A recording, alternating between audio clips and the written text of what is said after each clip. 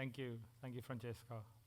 Good morning, ladies and gentlemen. Thank you for the opportunity to be at the school and Rashida for organizing this. There are two difficult acts to follow, so I'm going to try my best to get it done for you guys. But good being here with you all. When Rashida contacted me and said, would I come to the school and talk, and she spoke about the theme of today, I definitely decided, well, it's not going to be about banking. And my 27 years as a banker, what I rather want to speak about is the beautiful country that I'm a native citizen of, South Africa. And some learnings that I have gathered in my life in South Africa. And talking about what those learnings mean to me. And hopefully there's some learnings that we can impart on some of the beautiful young inquisitive minds here today as they all very soon embark on a future outside of the school, outside of potentially Singapore, and continue to be global citizens or become global citizens and influence the world, and ultimately here to fulfill a mission to make the world a better place for all of us.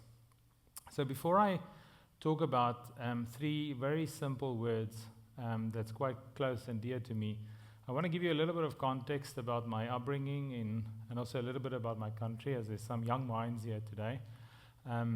Some of you most probably will not be familiar with the full history and beautiful tapestry of South Africa. But let's start by when I was born. I was born in 1977. Yes, that's a long time ago. But for the younger ones, it's also a year when President Jimmy Carter came into office. That happened in 1977. It is also the year that the first and the original Star Wars movie was released. And it's sadly also the year that Elvis Presley died. Okay. And I could not find any more famous things that happened in 1977 apart from those things on Google. However, when we get to South Africa, what happened in 1977? Well, not a great deal, besides that I was born, and I was born, luckily, as a white South African. And why do I say luckily? Because at that time in history in the country, we had a system called apartheid. And unfortunately, very unfortunately, because of apartheid, the color of your skin potentially determined your future in the country. It influenced your opportunities. It basically positioned you for better or worse, for talented or more talented opportunities, and unfortunately discriminated against the color of your skin. Really unfortunate. I grew up in a small little town about 200 kilometers from Johannesburg, which was predominantly supported by a farming community. They were all maize farmers. It was a small town. It had one high school, not as elaborate and as grandeur as this one. And you didn't have a choice. You go to the one high school. You also didn't go out of the town. You go to that school. And growing up as a kid, I remember an event in our family. My parents my mom had a clothing factory, and she taught people to sew. She brought them in, and then taught them from having no skills to become seamstresses and then actually make very, very beautiful clothing. And my father was in business as well. But in this small town, we were also part of the Methodist church community, and on a Sunday, my parents had this weird ritual that they used to go to the Wimpy afterwards. So for those of you that's not South Africans, you would ask, what is the Wimpy? The Wimpy is like a coffee shop, a breakfast place to have breakfast after church. Nothing wrong with that, although it was a bit boring if you have to do that every Sunday. But we also had a young visitor with us, which was a black boy that we used to pick up on our way to church, because he joined us because his parents were working. Now, he came from a very brave family, and this family was one of the first people that actually bought a house in our community when people were starting to be allowed to buy a house. Okay. And his parents worked on a Sunday, and then they asked us if he could go to church with us, and he went, and my mom was a Sunday school teacher, and he was in her class, and then we all left together. But, going through a small town, being at the Wimpy, everybody sees that, okay, here are these guys, and they're having breakfast with this little boy. Bongani was his name. Nothing wrong with that, although as a 13-year-old, that made you stood out in school. And, you know, a 13-year-old, you are busy dealing with adolescence and a lot of other things. And the last thing you want to do is actually be popular or unpopular. Maybe we all want to be popular when we're 13, but you don't want to stick out. You don't want to really be the one that's going to be the odd one out. And coming back to school on a Monday, we were often teased by a certain group of kids because why do we mix and mingle with people that's different? And that wasn't fun, you know, because no one wants to be teased, irrespective of what the content was. And I remember speaking to my parents one night, and my dad, and I said, do we have to do this? Because it really puts a lot of pressure on us, okay? It puts a spotlight on us as a family. I just want to blend. We just want to blend in as the 13-year-old. And he mentioned to me, we will be different. That was the exact sentence. He didn't explain it. He just said, we will be different. I didn't understand really the concept of diversity at that point in time. So the first word I want to talk about is really how I got to learn about diversity.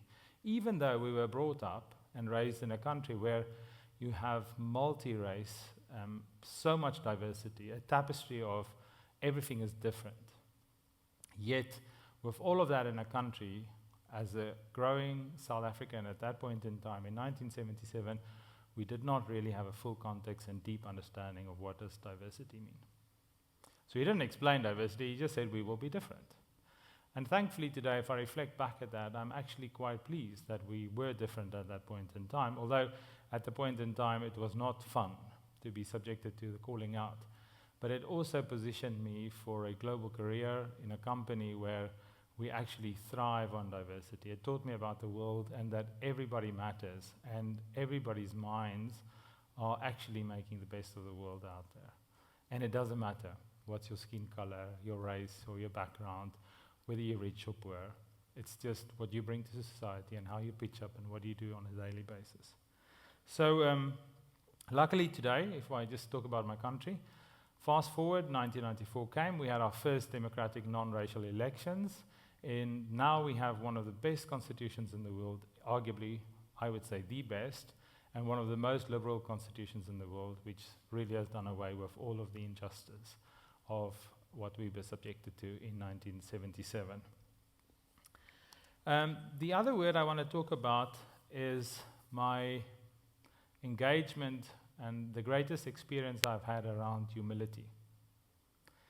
And this is leading to an encounter that I had with, again, at the age of 20, leading to an encounter I had with one of arguably the greatest South Africans that's ever lived, Nelson Mandela. And he was sitting president at the point in time. It was a complete meeting by luck and chance, and nothing was planned about that meeting, and we just bumped into each other. So how did this happen? My gran was in hospital, and she was in a state hospital, which, if you know anything about South Africa, that's the last place you want to be is in a state hospital, because you're most probably not going to be best positioned. However, early on in the 1994s, and you know, in fairness, there is a couple of excellent state hospitals in South Africa as well. It's great learning hospitals as well. She was based in Johannesburg General in the heart section because she had a cardiac problem. And we went to go and visit her. It was close to visiting hours. It was my mom and myself. And I remember we pulled up to block 5, which was called the blue block. It was actually painted blue. And in the parking lot, we got out and we wanted to go to the lift and press the button. And someone said to us, there was a small crowd of people outside, but nothing untoward. And someone said to us, please don't press the button. And I said, why not? And they said, no, because Mandela's coming down the lift. I said, oh, okay. And I looked left and I could see there was 3 cars, nothing as elaborate as what you would have in the US when a president travels, but it was a little bit elaborate because at that time, being the first black president in South Africa, he actually was traveling with a roaming ambulance as well. I remember it was a Nissan Sani vehicle, a vehicle specially adapted that, you know, carried all medical supplies especially for him in the vehicle. And I thought, okay, well, this somehow makes sense, but not a huge fanfare around it, and quite a low-key event if you think about the importance of Nelson Mandela traveling. And sure as hell, we were all standing on the outside. I remember the day, there was about 9 people in a queue there outside, and open goes the lift. And sure as hell, here's Mandela coming out of the lift. So, has anybody met Mandela here? Well, a towering man. Okay, he's about a head taller than what I am. And he came out of the lift, and obviously in front of him was a row of security guards, and then they came actually quite close. Didn't keep anything about personal distance, but came and stood very close to us. And actually, the one even frisked me because I had my wallet in my jeans, and didn't say a word. Very intimidating. You could see they were armed and security personnel. And then out, they gave the clearance signal, and out comes Mandela and Graça, his wife. And he walks literally to the end of the line of people. I remember I was sort of second in the line here on this side.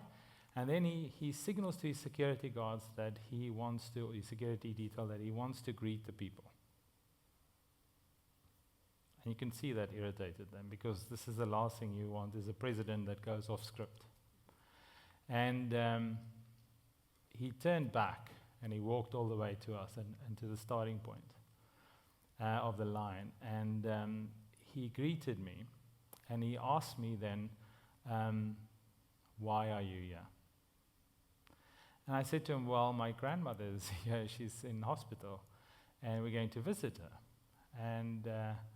And he said, oh, so what's wrong with your grandmother? I said, well, she's got a cardiac problem. He says to me, well, tell your grandmother I send my regards and that she's going to get better. She's in good hands here in this hospital. And then I said to him, well, why are you here? And he said to me, well, my doctors are also here, and I also have a heart problem. And he went for a checkup. I said, oh, okay. And that was actually an interesting encounter, because as a South African and such an important person, why would you not go to some of the best private hospitals with, everything at your disposal? Great sign of humility there. However, what struck me most was the fact and the ability that he stopped and he greeted us. He did not have to do that part. And that he gave his wishes on as well. And that he took some of his time out there amidst his busy schedule. And it was an honor to see him. It was an honor to meet him. It was a once-in-a-lifetime event. I would never forget that day that I met Mandela. So for me, that sign of humility is arguably a guiding compass that has guided me through a lot of intricate human interactions in life. And it acknowledges that not a single person holds the monopoly on wisdom, understanding. One person is better than the other.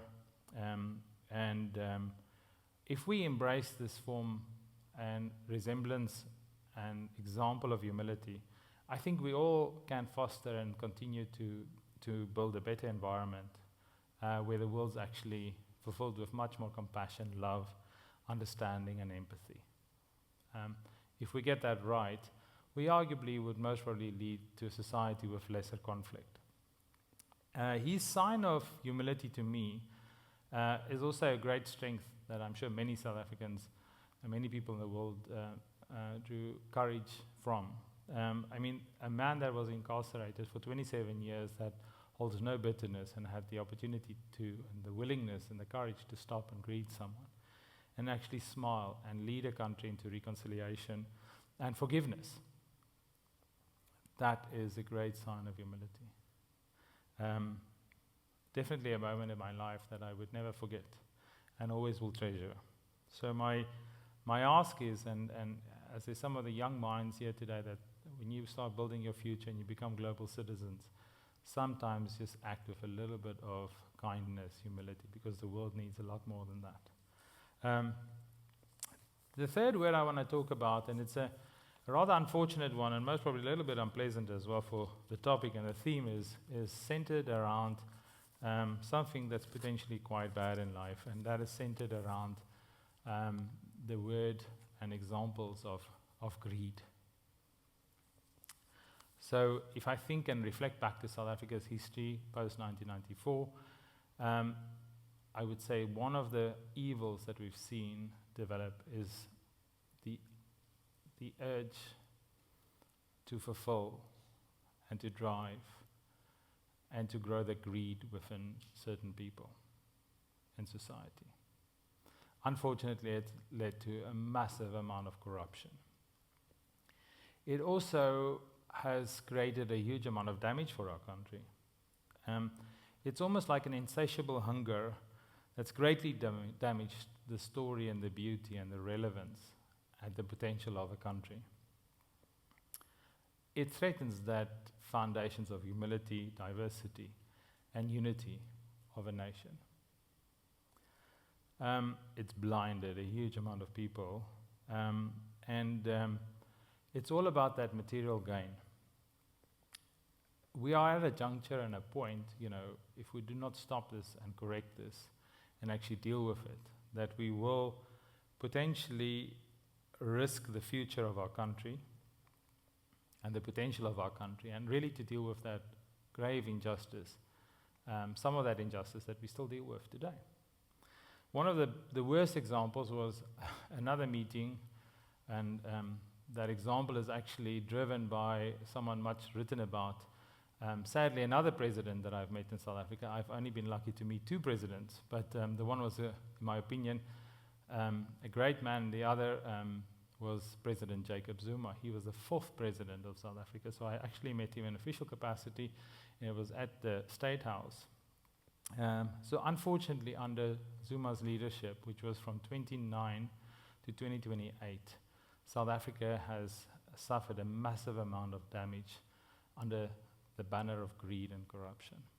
And I think, in total, who knows the full amount, but it is said and written that we've almost lost 1 trillion rand to those 10 years due to corruption of state enterprises. To put it into context, that trillion rand is 35 billion US dollars. 35 billion US dollars. Just let that sink in for a second. How much poverty can you erode? How much forward you can take a country by investing and plowing that money back into a country. It's also, looking at it another way, $53 billion is almost 1/10 of Singapore's GDP. It's a significant amount of money and damage to a country, its reputation and its potential. So for me, again, that lessons that we see out of the whole piece is also a guiding principle that sometimes we should think clearly and cleverly about greed, and where the pursuit of success and prosperity pushes a boundary that's potentially harmful to us in society and to us as individuals. So again, as we embark on a future with young and beautiful minds, and you all become prosperous and you all become economically more stable, you build your wealth, you build your fortune, and you build your good to society, be careful about that fine line where greed actually becomes a bit too much and will impact your own personal values. So those are the 3 words today. That's my favorite 3 words for today. It's diversity, humility, and greed. I hope it's been of any relevance to yourselves. My ask would be that you take that forward, especially the young minds that's just starting their careers and their lives. Take it forward, build on it, help make the world a better place, because that's what I think fundamentally we're here to do on earth, is to make it a better place and leave that legacy. Thank you.